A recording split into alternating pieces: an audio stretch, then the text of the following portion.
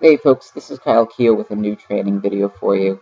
You're going to see footage from a pressing session that I performed today. I'm doing floor pressing and not bench pressing, and the reason for that is because a few weeks ago I really started experiencing achiness in both elbow joints and both shoulders, and I've had some achiness in at least one of my two pections. And so after a few weeks of trying to train through it or trying to train around it and having some reasonably good, but still, in my opinion, substandard training sessions, I decided I would take sort of extended break from the full range of motion bench pressing and do something with a limited range of motion and limited elbow joint angle. And so my solution for that was floor pressing, because usually when I start to experience the symptoms of tendonitis in my elbow joints, doing something like floor pressing really helps, because the training is instantly made infinitely more tolerable. I didn't experience any pain on this session, which was my goal.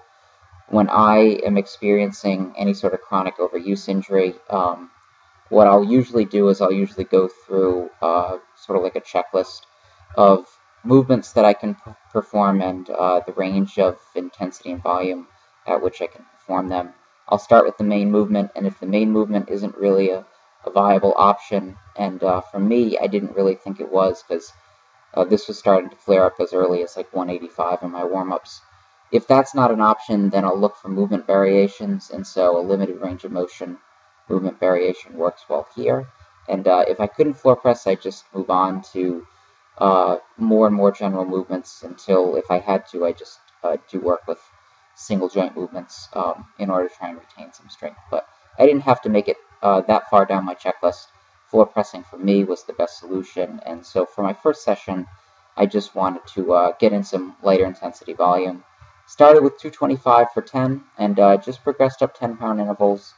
At the end, I jumped up 15 to 260, and I just went by feel and told myself I'd go up each interval I go up, I'd only go up if I continued to feel good and had no pain. Sometimes with an overuse injury, I'll have what I call like a pain threshold, and so like I'll come in on a scale from 1 to 10. I'll rate the extent of my pain prior to training, and I'll give myself a limit. So if it's a 2 out of 10, then I won't go above 4 out of 10, and that limit will go down over time. But for this first session back today, because it's been an issue and because I'm so far out from competition, I just said I can't experience any pain, otherwise I'm going to shut it down. And thankfully, I didn't experience anything, so I was really happy about that.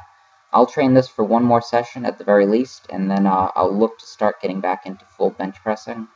But anyway, good for a first session back. Keep checking in. More videos for you very soon.